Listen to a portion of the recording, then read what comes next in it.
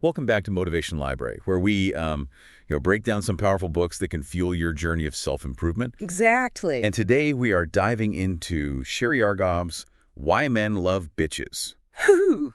a title that has definitely sparked some strong reactions. It has. And joining us today to help us unpack this book is relationship expert Sophia Blake. Well, thank you. Sophia, it's great to have you. Thanks for having me. So I have to admit, when I first saw this title, I was a little taken aback, like, huh? Yeah. Bitches. Yeah. You know? But I heard great things about this book, so I'm really curious to get your take on it.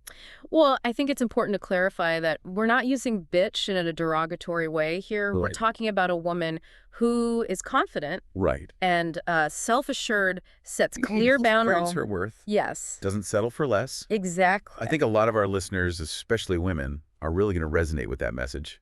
So let's start with the basics. Mhm. What exactly does Argov mean by this whole, like, nice girl versus bitch thing? Sure. What are the core differences she's highlighting?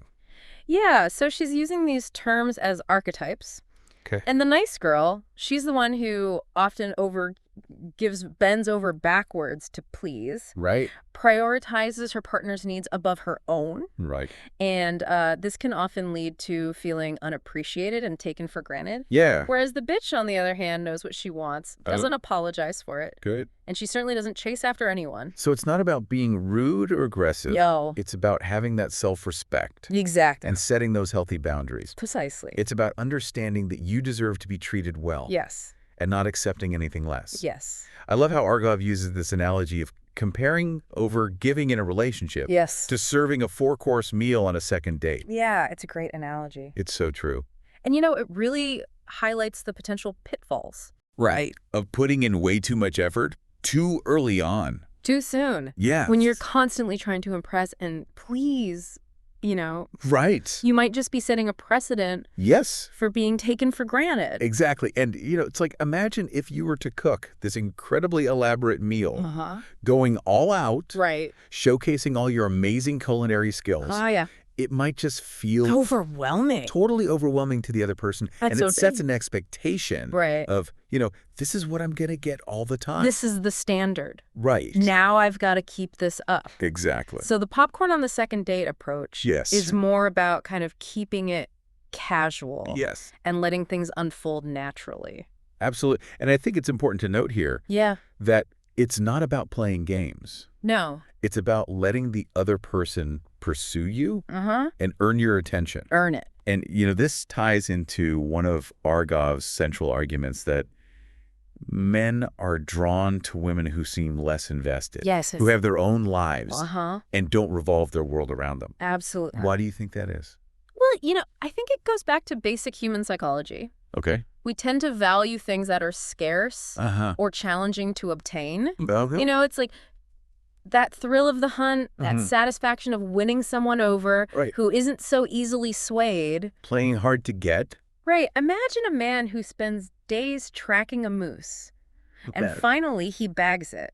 After a lot of effort. After tons of effort. Yeah. He's going to value that trophy Yeah. way more than if someone just Dropped it off on his doorstep. actually delivered a dead moose Right. to his front door. That's a great analogy. Yeah. So basically, in Yeah. a relationship context, if a woman is always available, Yes. always eager to please, Right. it kind of takes away that element of pursuit. It does. And, it can inadvertently send the message Oh. that you're not confident in your own value. Oh, Like yeah. you need his validation Okay. to feel good about yourself. So how do we shift that dynamic? Yeah. How do we move from being that nice girl who's always chasing Right. to the bitch who commands respect? Well, I think it starts with setting boundaries Okay. and maintaining your independence. Okay. Having your own hobbies, your own friends, Yeah. your own life outside of the relationship. Your own thing going on. Exactly. And a great example she gives in the book is Margaret, Okay. who was feeling neglected by her husband. Uh-huh. And so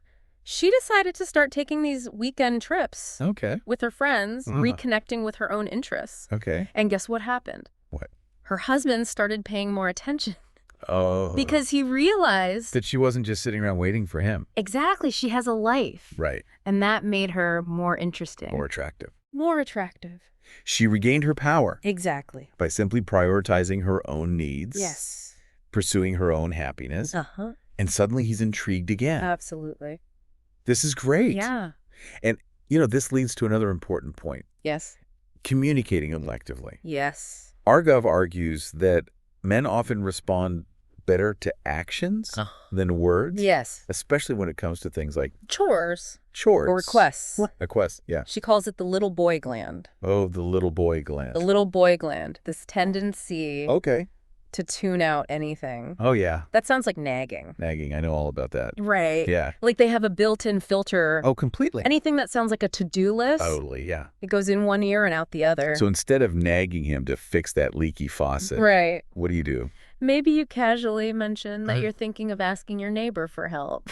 Oh. Just, A little strategic jealousy. Yeah, a little bit. No. Just a little nudge. Suddenly fixing that faucet becomes a matter of pride Absolutely. and proving his competence. Right. So you got to... It's about speaking their language, understanding their psychology, Right.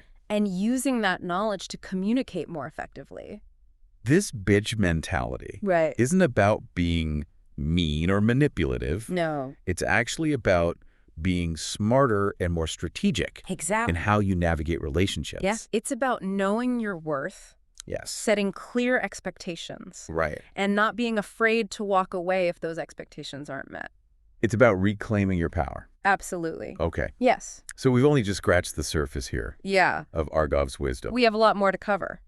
But before we get too deep Yeah. into the bitch strategies, Yes. let's take a quick pause. Okay. We'll be right back with more relationship insights Yes. and real-life examples of how to apply these principles in your own life. Absolutely. Stay tuned.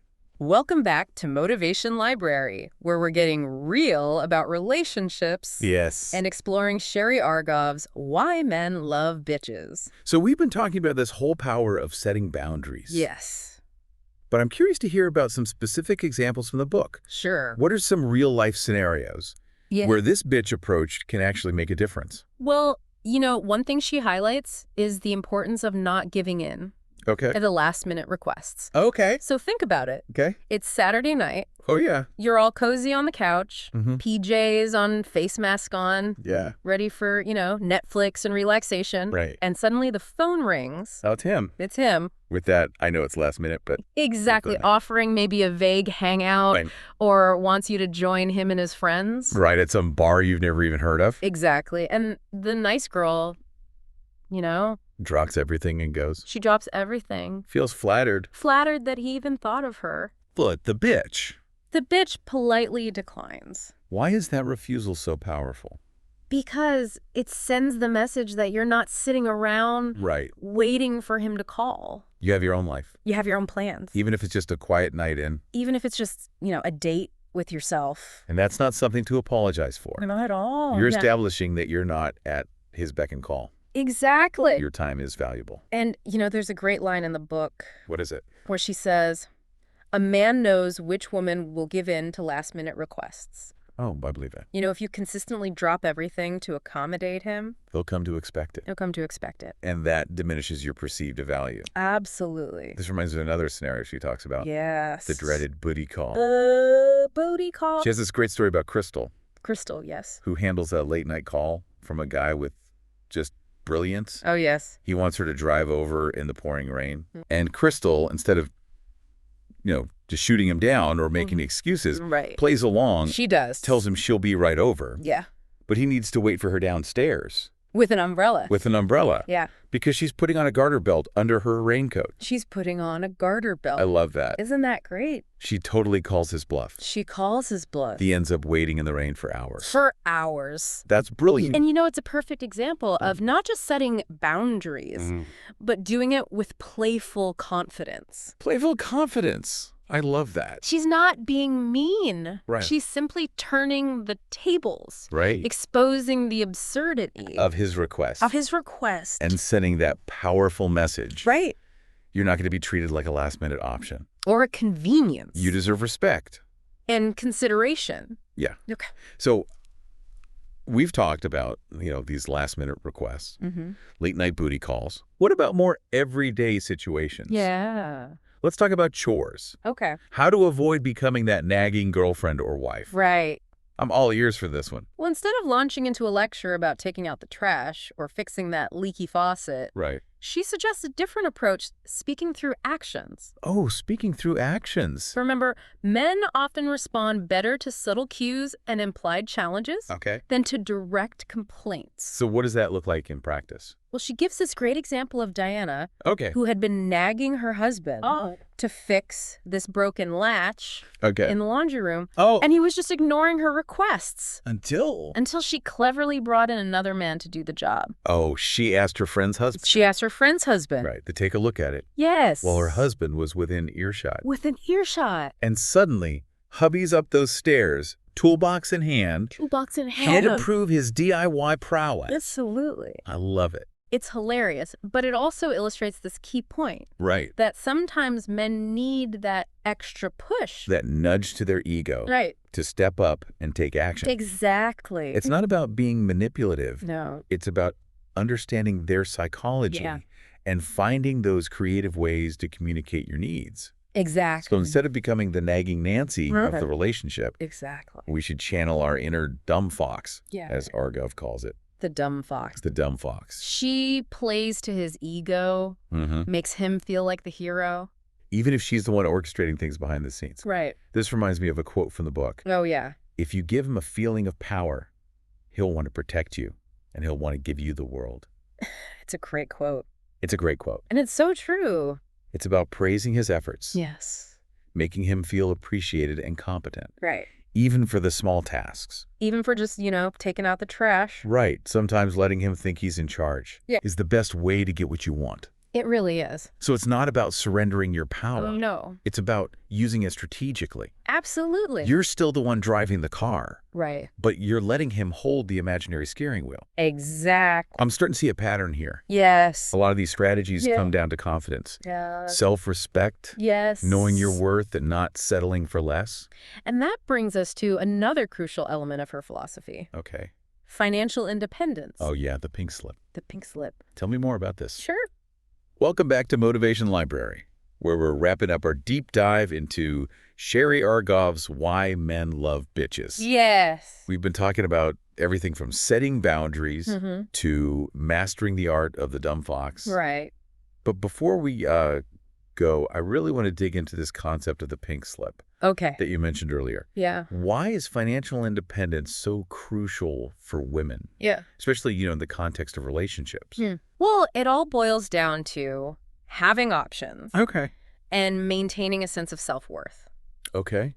So imagine this. You're in a relationship where you're completely reliant on your partner financially. Yeah. Maybe you gave up your career to raise the children. Right. Or maybe you're just struggling to make ends meet. Okay. And he's the one controlling the purse strings. Right. How much freedom do you really have in that situation? Not a lot, I would imagine. Not much at all. You're kind of at his mercy. Exactly. And that can really erode your sense of self-esteem. Right. And create this dynamic where you feel Beholden to him. even if it's subconscious. Right. It can make it that much harder to walk away Yeah. if things go south. So the pink slip is really that financial independence. It is. It's your escape route. Exactly. It's your ability to say, I'm out of here if you need to. Yes. Without worrying about, being left high and dry. being left with nothing. Exactly. It's about having choices, Yes. having agency, not feeling trapped, Absolutely. being able to support yourself, pursue your passions, Right. and make decisions that align with your values, regardless of whether we're in a relationship or not. Exactly. Now, Argov shares a pretty stark example in the book, She does. right? Yes. About Janet, Yeah. who is constantly Yeah. being lectured by her husband about her spending habits Uh-huh. because he's the sole breadwinner. Yes. And it just highlights how that financial dependence can lead to resentment, power imbalances, loss of respect. When you're relying on someone else to provide for you, Right. it can be really hard to assert yourself or speak your mind It can be really difficult. without, fearing repercussions. Absolutely. So the pink slip isn't just about money. Yeah. It's about power autonomy, Self-respect. self-respect. Yeah. It's about owning your worth on every level. Exactly. And it's a message that resonates far beyond just romantic relationships. It's relevant to any area of life Yes. where you might feel powerless or dependent. Right. So we've covered a lot of ground here. We have. Setting boundaries, mastering the dumb fox, reclaiming your financial independence. Right. But Before we wrap up our deep dive Yeah. into why men love bitches, Okay. I'd love to hear your take on the 5 key takeaways Sure. that Argov outlines in the last chapter. Yeah. She calls these the pillars of bitch power. Yes. What are they? Okay. Why are they so important? Well, these really crystallize her message, I think. Okay. And the first one is live by your own rules. Oh, I love that. Define your own values, set your own standards, and don't let anyone dictate how you should live your life. Right. You know, be your own boss, call the shots. Yes. Don't wait for someone else's permission to be happy. It's about owning your choices. Yes. Living authentically. Absolutely. Without apologies. No apologies. What's the next pillar of bitch power? Number 2 is move to your own rhythm. And this goes back to what we were talking about earlier. Right. About not being overly available. Right. Or letting your life revolve around him. Yeah. Don't put your life on hold waiting for that phone call. Don't cancel plans just because he suddenly has time for you. Right. You know, you've got your own groove, your own pace. You stick to it. Stick to it. Valuing your time. Yes. Creating a life that excites and fulfills you, regardless of his schedule or whims. Absolutely. Takeaway number 3. Decide how you want to be treated. Okay. This is about setting those boundaries, communicating your expectations, Right. not accepting anything less than the respect and consideration you deserve. Knowing your worth. Knowing your worth. Not letting anyone treat you like a doormat. Exactly. And so much of this is about shifting that mindset from seeking validation from others Right. to validating yourself. Yes. Number 4. Choose what you will and will not tolerate. Ooh, that's a good one. This is where it gets real. Identifying your deal breakers, having the courage to walk away if they're crossed. No excuses. No excuses, no more second chances. Setting those standards. Setting those standards. And sticking to them. And sticking to them. No matter how much you might like the guy. Exactly. And finally, takeaway number 5. Leave if you don't get what you want. Ooh, powerful. The ultimate act of self-love and self-respect. Yes. You have the power to choose happiness. Right. And walk away from any situation that isn't serving you. Even if it's painful. Even if it's painful. Sophia, these 5 takeaways are like a roadmap to a more empowered and fulfilling life. I think so.